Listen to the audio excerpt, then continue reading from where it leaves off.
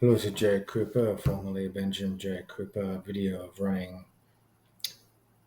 international imports, a car parts performance store run from Indooroopilly in Brisbane, Australia. This was run in 2007 before the Asian financial crisis hit Asia and Australia. I ran this store for about 1.5 years, almost 2 years. During that time, the store was a very big small business that I ran mainly from the Trading Post newspaper in Queensland, Australia, but also word of mouth. So I had a lot of car clubs, Japanese drift clubs, being involved in the Fast and Furious as well as a teenager and making that film, but also always been into Japanese performance cars and also V8s, but they were mainly Australian V8 cars more than Americans, even though I like American muscle cars. We had access more to Holdens and Fords. So I've owned one Ford that was quite a nice car, and they put an LS1 turbo in it when I sold it when I was younger. So I've opened up this store, and I've been the only importer of flat screen car DVD players with GPSs in the whole of Australia. So I was the first one to import those in Queensland and Brisbane. No one else had them. That was before JB Hi-Fi imported them. Super Cheap Auto had nothing like that too. Nothing at all. Repco had started to import turbos before me, but I imported turbos not for $3,000 each or $1,800 each. That's how much they were asking. I imported them and sold them for like $800. So it was much cheaper than $800 compared to $3,500 or $1,800. So I met like about 100 people from Ford and Holden motor clubs that were picking up turbos to turbo their cars. They were all imported from Asia. Japanese performance parts, mufflers,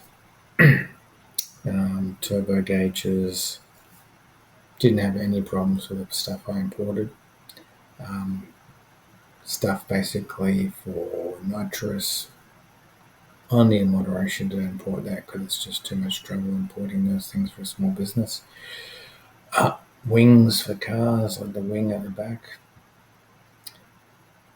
Untraceable mobile phones. I have untraceable mobile phones that I brought in that are made in Asia that can't be traced. They're similar to other Nokia phones. Some of them weren't working very well. Some of them worked fine. A lot of people in different groups came to pick them up. Like maybe 50 phones picked up. But the main thing was importing was the turbos and exhaust systems and the headers, the more performance parts and the big air filters.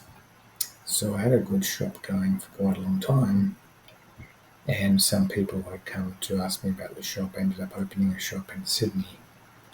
But the difference is they're actually mechanics and they installed the stuff themselves. My shop was only selling parts. So there's only so far you can go if you're not running your own mechanical shop and selling the cars that go with the parts.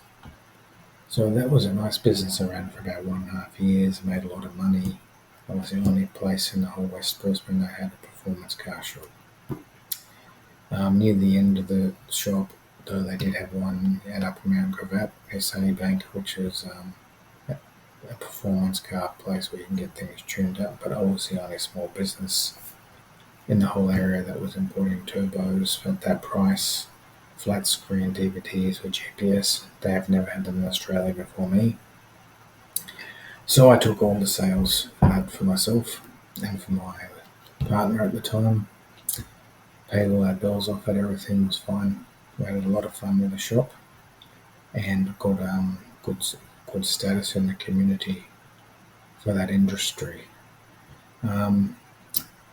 After owning a few performance cars also, so I ended up Porsche Boxster 986 modified with a flat screen DVD I put in there with GPS. Later owned a Subaru Boxster 2001 bug eye with like 18 psi boost on it and larger turbo.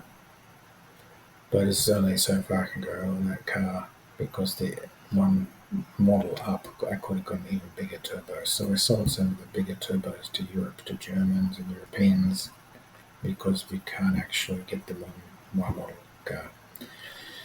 So it was interesting, but we found out unless it's a guaranteed part not to buy it. For example, the Chinese headers for putting on a Boxster engine were a very bad idea because the fitting underneath it with the oil pipelines, they can't fit properly. So we learned not to touch headers for Boxster engines. Don't touch them. But touching the air filters is fine for them, or the turbos. You have to make sure the turbos are good enough models. They're not cheap model turbos. But most of the cars, the turbos has been fine. There's been no problems, especially for the V8s, LS1, LS2 engines. For Australian cars, it's been fine. Everything ran fine. 300 kilowatts, 500 kilowatts, it's fine. Not a problem. So during that time, I saw many products. I'd empty out my garage maybe 5 times, at least. My boxes to the ceiling, emptied out of my garage 5 times in a row during that period of time, until the Asian crisis came and I had to close down the store for 3 or 4 months because everybody who was supplying me could not supply me for 4 months. So I just decided to close it down.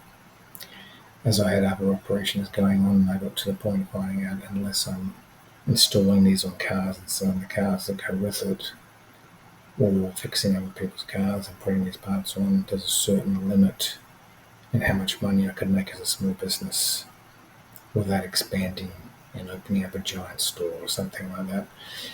But that was basically an insight into how I did it and where I sold Brisbane, Queensland, and the situation, and being one of the first sellers of those products.